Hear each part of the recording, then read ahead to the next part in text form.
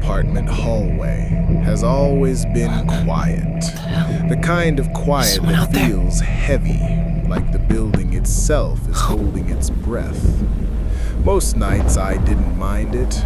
I worked late, slept during the day, and barely spoke to my neighbors. My life was simple, predictable, uneventful. Until the night someone knocked on my door at 2:13 a.m. At first, I thought it was a mistake, just a soft, steady tapping, not panicked, not urgent, almost polite. I waited, listened, tried to convince myself someone had the wrong apartment, but the knocking continued. Tap, tap, tap. Perfectly spaced, almost rhythmic. I walked to the door and looked through the peephole. A man stood there, not someone I recognized. Middle-aged, pale skin, messy hair. But what froze my blood wasn't how he looked. It was the way he was staring directly into the peephole. Not at it. Into it. Like he already knew I was watching. His face was too close, pressed against the door so hard that one of his eyes looked stretched wide and warped through the lens. He didn't blink. He didn't speak. He didn't even breathe. He just knocked. Tap, tap, tap. I walked back, heart hammering. This couldn't be real. Nobody behaves like that. Nobody knocks at your door at 2 a.m. and stares into the peephole like a statue. I stayed awake until sunrise. He didn't return. Not that night. But the following night, at 2:13 a.m., the knocking came again. Same rhythm, same calmness, same slow, steady tapping. And when I checked the peephole, it was him. Again. Same clothes, same lifeless stare, same silence. The third night, he returned again. And the fourth, and the fifth. Every night at 2:13 a.m. without fail. I reported it to building security. They checked the cameras. They told me something that made my skin crawl. They said the man appeared only when he reached my door. He never entered the hallway from the stairs or elevator. He simply appeared, as if he stepped out from behind a veil. One night I finally gathered the courage to speak to him. I pressed my face to the door and whispered, "What do you want?" The knocking stopped.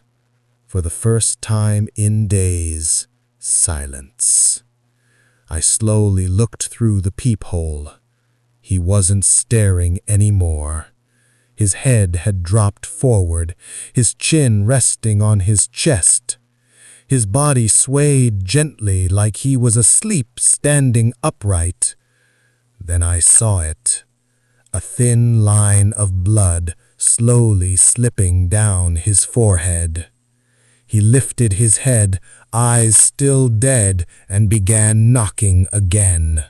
But this time, he wasn't using his hand. He was knocking with his forehead. Soft thumps, leaving streaks of dark red on my door. I stumbled backward, shaking. I didn't sleep that night. The next morning, I noticed something else. The blood on my door had dried, meaning he'd been knocking for much longer than I realized. That night, I barricaded my door with a couch, turned off the lights, and waited. When 2:13 a.m. arrived, I held my breath. Silence. No knocking, no footsteps. Maybe it was over. But then, a shadow moved across my living room wall. Slow, tall, stretched unnaturally long, like someone was standing under my doorway light. Except nobody was knocking. I crawled toward the door and listened, and then I realized the knocking was happening, but so faint, so slow, so gentle. I could hear it only when I pressed my ear directly against the wood. Tap, tap, tap. Each one softer than a heartbeat. Against all common sense, I looked through the peephole again. He was there, but something was different. He wasn't alone.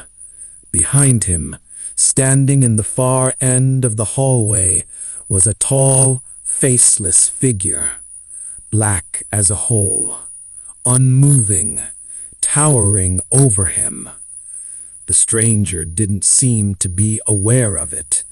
He just kept tapping, forehead to the wood, bleeding quietly in the darkness.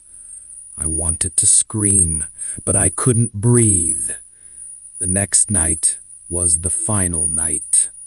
At 2:13 a.m., there was no knocking, only silence. Too much silence. I thought maybe he was finally gone. I approached the door. My hand touched the lock. A whisper slid through the wood, a voice that wasn't his. Open. The door swung inward the moment the lock clicked.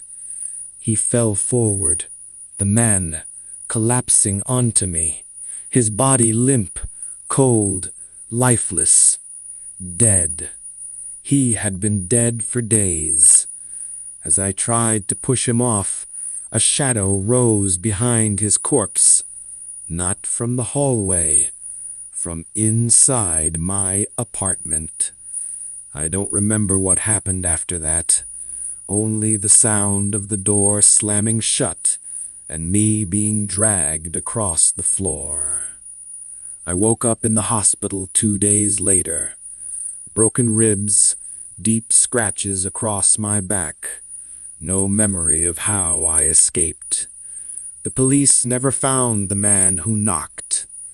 They never found the thing behind him. But every night, since then, at exactly 2:13 a.m., someone knocks on my hospital room door.